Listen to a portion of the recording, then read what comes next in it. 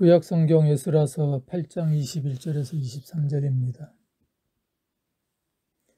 그때 내가 아하와 강가에서 금식을 선포하고 우리 하나님 앞에서 스스로 겸비하여 우리와 우리 어린아이와 모든 소유를 위하여 평탄한 길을 그에게 간구하였으니 이는 우리가 전에 왕에게 아뢰기를 우리 하나님의 손은 자기를 찾는 모든 자에게 선을 베푸시고 자기를 배반하는 모든 자에게는 권능과 진노를 내리신다 하였으므로 길에서 적군을 막고 우리를 도울 보병과 마병을 왕에게 구하기를 부끄러워 하였음이라. 그러므로 우리가 이를 위하여 금식하며 우리 하나님께 간구하였더니 그의 응낙하심을 입었느니라. 아멘. 헤르만 헤세의 단편소설 동방순례 이야기에는 순례자 중 허든 일을 하는 레오라는 인물에 초점을 맞추고 있습니다. 소설에 나오는 레오는 특이한 존재였습니다.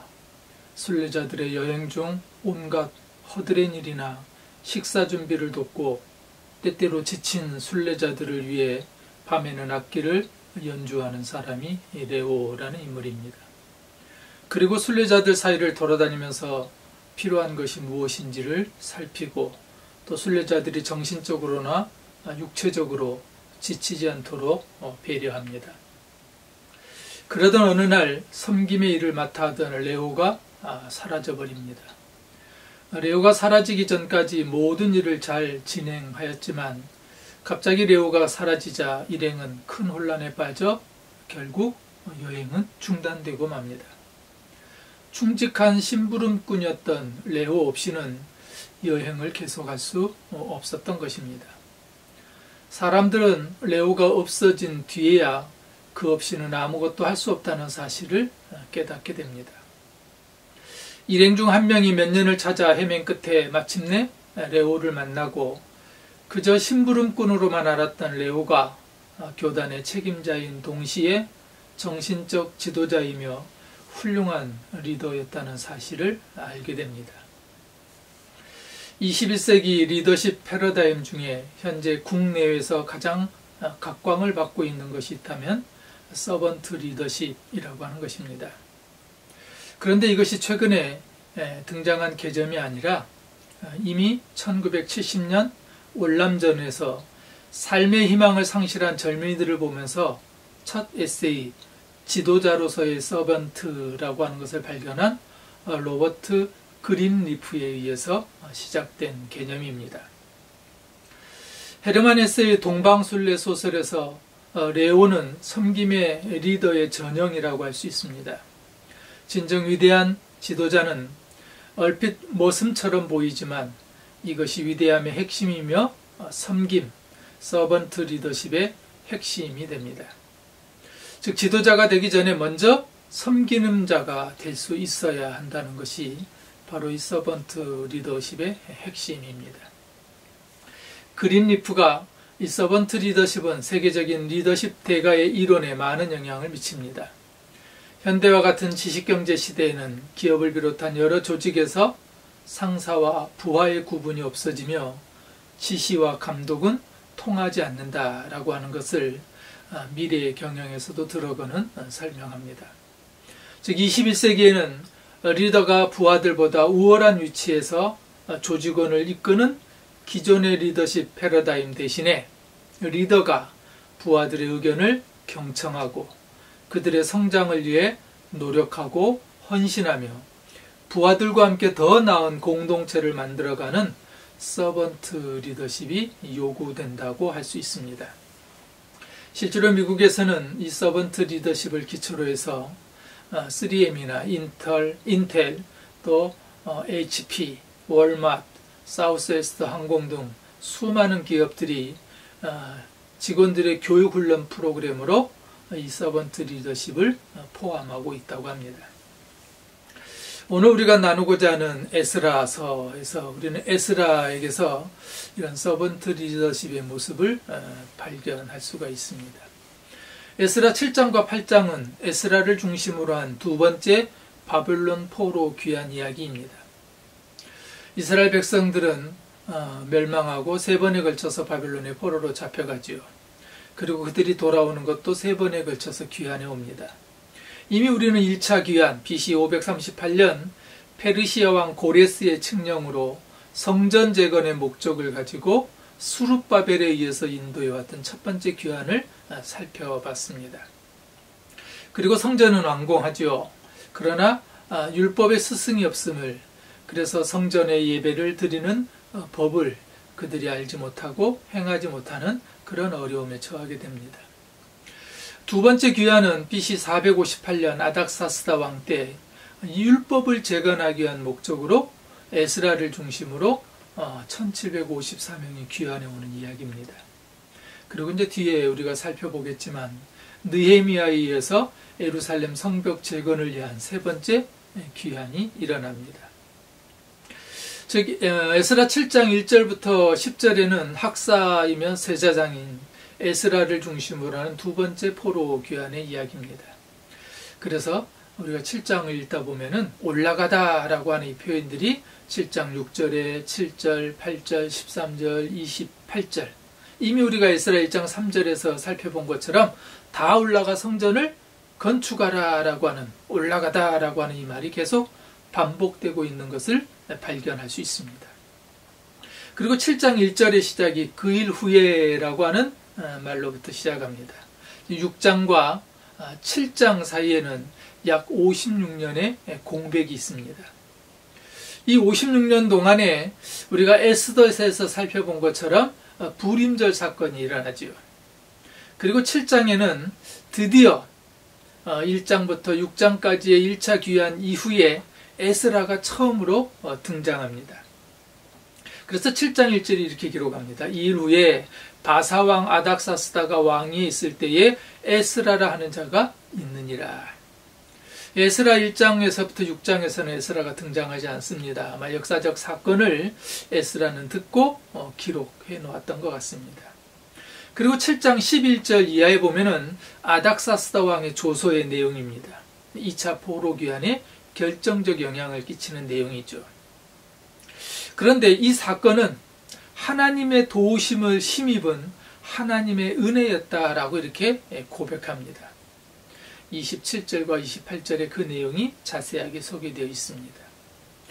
즉 에스라 7장 9절에 보면은 첫째 달 초하루에 바벨론에서 길을 떠났고 하나님의 선한 손에 도움을 힘입어 다섯째 달 초하루에 예루살렘에 이르니라 라고 하는 것에서 첫째 달 1일 출발하고 다섯째 달 초하루에 도착한 귀환한 이야기가 두 번째 이 포로 귀환의 내용입니다. 그리고 이제 8장 앞부분은 그럼 이 두 번째 귀환에 누가 돌아왔는가라고 하는 그 구체적인 내용들입니다. 2차 귀환의 공동체죠. 1절부터 14절에 보면은 그 명단이 나오는데 제사장 자손, 다윗 자손, 또 12족속의 자손들이 나옵니다. 그리고 15절부터 20절에 보면은 레위인들을 소집하죠. 레위인들이 없는 것을 발견하고 레위인들을 소집해요. 그리고 8장 21절부터 35절까지는 귀환에 오면서 금, 은, 또 성전에서 쓰일 그릇들을 운반하는 그런 내용을 소개합니다. 그리고 이제 뒤에 나오는 에스라서 9장과 10장은 에스라의 전면적인 개혁운동입니다. 영적으로 재무장하고 또 하나님께 새로운 헌신의 이야기가 이어지고 있습니다. 오늘 우리는 이 두 번째 포로 귀환의 지도자 에스라에게서 앞에서 소개해드렸던 서번트 리더십의 그런 모습들을 우리가 한번 찾고 또 교훈을 얻고자 합니다. 회복을 향한 이 에스라를 중심으로 한 두 번째 귀환은 성전의 그릇들과 제사에 바칠 예물을 위한 그런 귀환이었습니다. 21절에 그때 내가 아하와 강가에서 금식을 선포하고 우리 하나님 앞에서 스스로 겸비하여 우리와 우리 어린아이와 모든 소유를 위하여 평탄한 길을 그에게 간구하였더니 금식을 선포하고 두 번째 포로 귀환을 출발합니다.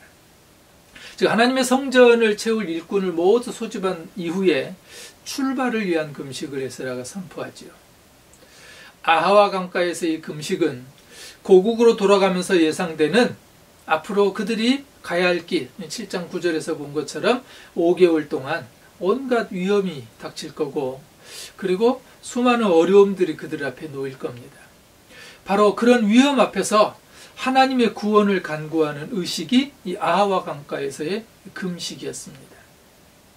그래서 21절에 보면 우리와 우리 자녀들과 모든 재산을 위하여 안전하도록 간구하였다라고 이렇게 나옵니다.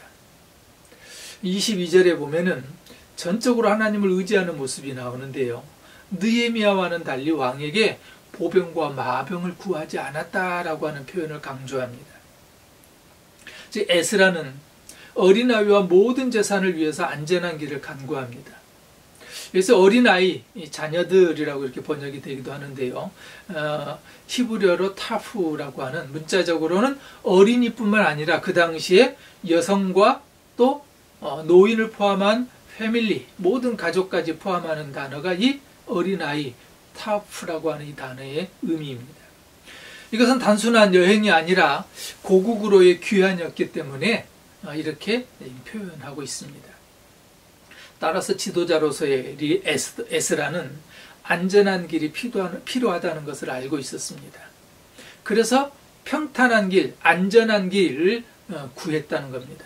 이 평탄한 길, 안전한 길은 문자적으로 삐뚤지 않고 곧은 길을 의미하기도 하지만 도적들로부터 약탈이 없는 그런 안전하고 평안한 길을 의미한다고 우리가 이렇게 이해하면 될 것 같습니다.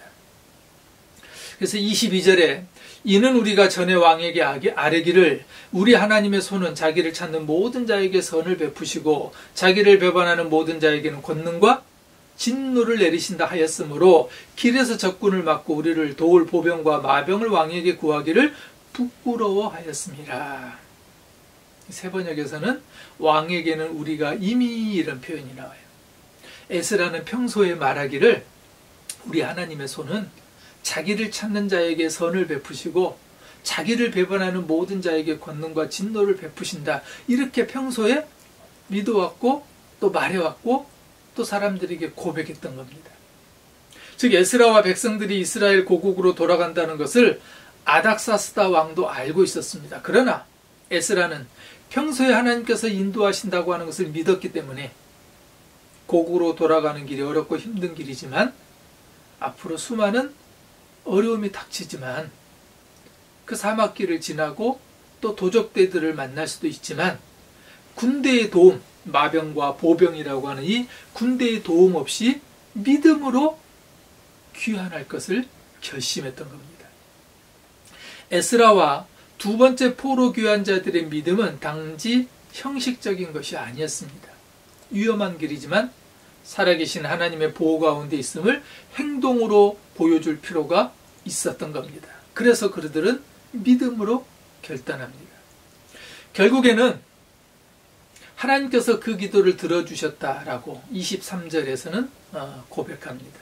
23절에 보면 그러므로 우리가 이를 위하여 금식하며 우리 하나님께 간구하였더니 그의 응낙하심을 입었느니라. 에스라는 고국으로 돌아가는 귀한 자들의 안전을 위해서 왕에게 군대의 도움을 요청하는 것을 부끄러워했습니다. 세 번역에서는 부끄러워 참아 할 수 없었다 이렇게 번역합니다. 이유는 이스라엘의 이 귀환이 전적으로 하나님의 뜻과 섭리 가운데 이루어졌기 때문입니다. 지도자 에스라는 믿음으로 위험한 여행길이라도 살아계신 하나님의 보호하심만 의지하고 떠나기로 결단했던 겁니다. 에스라의 믿음은 지금 귀환을 결심하는 이 현장에서 이 순간 일어난 믿음이 아니라 평소의 에스라의 믿음입니다. 그래서 22절의 표현이 우리가 전에라고 하는 표현에서 알 수 있던 것처럼 평소 하나님의 손은 하나님을 찾는 자에게 자비를 베푸신다 이렇게 간증해 왔던 사람이 에스라입니다. 앞부분 7장에 보면은 이런 표현들이 계속 강조됩니다. 7장 6절에 보면 하나님 여호와의 도우심을 입음으로, 또 7장 9절에는 하나님의 선한 손의 도우심을 입어, 그리고 8장에 넘어오면 8장 18절에 우리 하나님의 선한 손의 도우심을 입고, 또 8장 31절에는 우리 하나님의 손이 우리를 도우사. 즉 에스라는 계속해서 지금 이 모든 일들은 인간적인 우리의 방법과 행위로 이루어지는 것이 아니라 하나님의 손이 돕고 있다고. 하나님의 선한 손에 도우심을 힘입어서 우리는 하고 있다고. 하나님의 손이 우리를 돕고 있다라고 이렇게 말합니다. 이게 평소의 에스라의 믿음입니다. 이것이 평소의 에스라의 삶의 고백이었습니다. 그런데 지금 두 번째 귀환을 앞두고서 평소에 그렇게 말해놓은 에스라가 왕께 도움을 구한다고 하는 것은 하나님보다 인간 왕을 의존한다는 것. 그래서 에스라는 것이 부끄러웠던 겁니다. 2차 귀환이 중요한 것은 은과 금 그리고 성전의 그릇들을 운반하는 일이었습니다. 이것들은 성전의 회복을 위해서 채워져야 될 반드시 필요한 그런 도구들입니다. 그래서 운반하는 사람들이 매우 중요한 것으로 기록됩니다. 24절에 보면 세레바, 하샤바, 또 18절에 레위인 이런 것들을 구체적으로 기록한 이유입니다. 에스라는 이스라엘 백성들을 무사히 유대 고국 땅으로 인도할 지도자로서 자신뿐만 아니라 귀한 자들의 생명을 책임져야 될 사람입니다. 그렇다면 갖고 있는 자신의 역량을 최대한 발휘해서 사람들을 고국으로 안전하게 인도해야 될 의무가 있습니다. 에스라는 왕에게 간증을 할 정도로 하나님의 손길에 대한 믿음의 사람이었습니다. 하지만 이 많은 사람들을 이끌고 먼 거리를 여행하는데 현실적으로 어려움이 예상됐죠. 안전이 보장되지 않는 시대에 무기를 들 수 있는 사람은 고작 얼마 되지 않았을 것입니다. 나머지는 다 어린이들과 노인들 그리고 여성분들이었습니다. 그것도 하루 이틀 길이 아닌 5개월에 걸친 긴 길이었습니다. 달랑 사람들만 가는 것이 아니라 그들의 수중에는 어마어마한 액수의 금과 은 그리고 그릇들이 있었습니다. 26절에 보면 은이 650달란트, 또 은그릇이 100달란트, 금이 100달란트, 금잔이 20개, 녹그릇이 2개. 에스라는 페르시아 왕의 신임을 받고 있는 사람이었으며 더구나 공식 임명을 받고 가는 길이었기 때문에 에스라의 입장에서는 얼마든지 왕에게 군사를 요청할 수도 있었습니다. 그러면 왕도 즉각적으로 군사를 아마 제공해 줬을 겁니다. 군대를 충분히 지원할 수 있는 그런 관계였습니다. 그러나 성경은 에스라가 그렇게 하지 않았다라고 말합니다. 페르시아 군대는 안전을 보장할 수 있는 확실한 방법이 될 수 있었을 겁니다. 그러나 에스라는 확실해 보일 것 같은 그 페르시아 군대의 도움이 아니라 지금 당장에는 보이지 않지만 언제나 평소에 이전에 늘 믿어왔던 하나님, 도우시고 하나님의 선한 손이 돕고 하나님의 능력의 손이 늘 함께 하셨고 하나님의 도움의 손이 끊이지 않았다고 하는 그의 간증 고백처럼 하나님의 손길을 더 확실하고 분명하게 신뢰하였습니다. 한 가지 하나님을 향한 에스라의 믿음이었습니다. 결국 예루살렘으로 가는 길에서 하나님께서 도우신 일을 마지막에 신앙으로 에스라는 이렇게 고백합니다. 31절에 세 번역은요. 하나님이 우리를 잘 보살펴 주셔서 그들의 손에서 벗어날 수 있었다. 오늘 본문 안에서 오시는 지도자, 리더 에스라에게서 참된 지도자의 모습, 리더의 모습을 발견할 수 있습니다. 언제나 하나님의 선하심에 도움을 받고 그 선하심의 도움을 믿고 그 선하심의 도움을 결단했던 인물. 그래서 백성들에게 그 영향력을 끼쳐 모두에게 금식을 선포하고 함께 결단하고 나아갔던 겁니다. 하나님께서는 하나님을 사모하는 자에게 늘 선을 베푸시는 하나님이십니다. 이것이 에스라의 믿음이었습니다. 에스라의 고백이었습니다. 에스라는 보이는 왕의 손보다는 보이지 않는 하나님의 손을 선택하고 결정합니다. 이것이 에스라의 믿음이었습니다. 지도자, 리더 에스라의 모습입니다.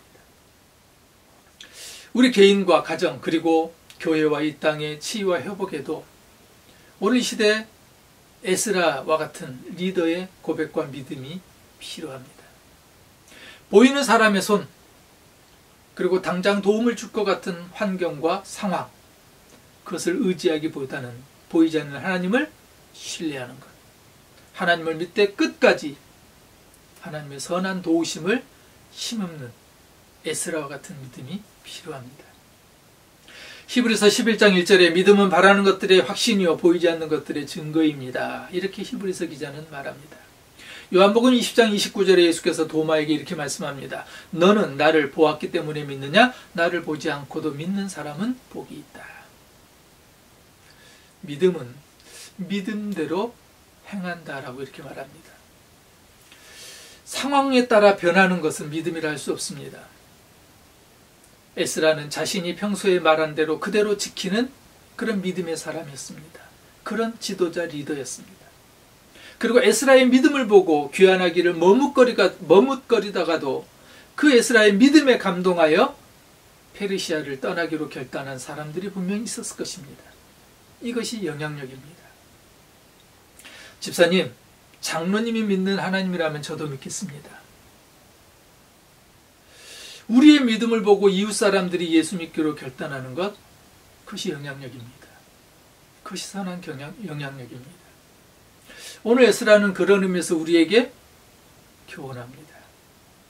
에스라의 결단, 에스라의 믿음을 보고 함께 금식을 선포했을 때 모두가 그 금식에 참여하고 보이는 왕의 도움을 구하는 것이 아니라 보이지 않는 하나님의 손에 의지했던 것.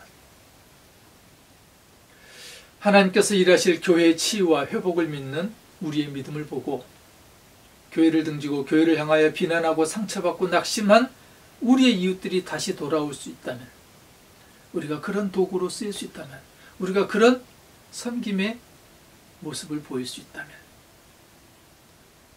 그것이 오늘 에스라에게서 얻을 수 있는 교훈이라고 할 수 있습니다. 우리가 교회입니다. 건물의 교회가 세상의 조롱과 비난이 되어버렸는데 이 교회의 공공성을 다시 회복하는 것은 거창한 구호나 또는 프로그램이 있지 않습니다. 성도 한 사람이 주님의 교회가 되어 선한 영향력의 통로가 될 때 이 시대에 잃어버린 교회의 공공성은 다시 회복될 것입니다. 바로 에스라는 우리가 닮아야 될 귀한 모델입니다. 섬김의 본입니다.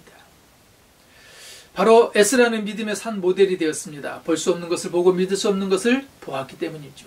에스라는 미래에 될 일을 믿은 것이 아니라 이미 평소에 믿은 것을 믿었습니다. 믿음은 장차 될 일을 믿는 것이 아니라 이미 믿은 것을 믿는 것입니다. 그래서 바벨론에서 두 번째 돌아오는 지도자 에스라와 같은 영향력 있는 믿음으로, 선한 하나님의 도움의 손을 믿는 에스라의 믿음으로 교회의 회복을 돌아오는 저와 여러분, 그리고 한국교회가 되기를 간절히 주님의 이름으로 소망합니다.